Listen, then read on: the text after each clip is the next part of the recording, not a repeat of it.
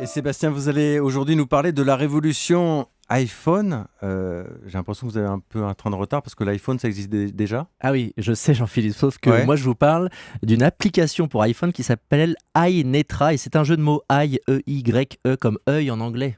Ah, qu'est-ce que vous avez tous avec l'anglais ce matin là?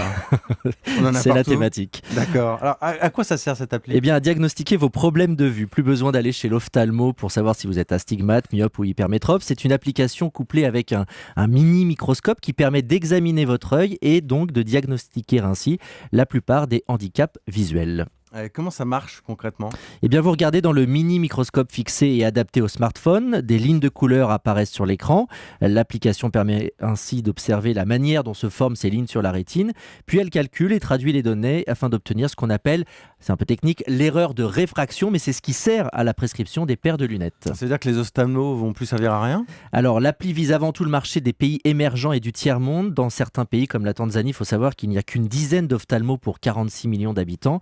À 2 euros l'appli, c'est donc tout bénef et elle permet en plus aux patients de les connecter avec les centres médicaux les plus proches de chez eux. Sauf qu'une paire de lunettes, Sébastien, ça coûte cher. Et oui, c'est là qu'intervient l'association Focus on Vision. Elle a mis au point depuis 2009 des paires de lunettes ajustables. Ça coûte entre 2 et 5 euros.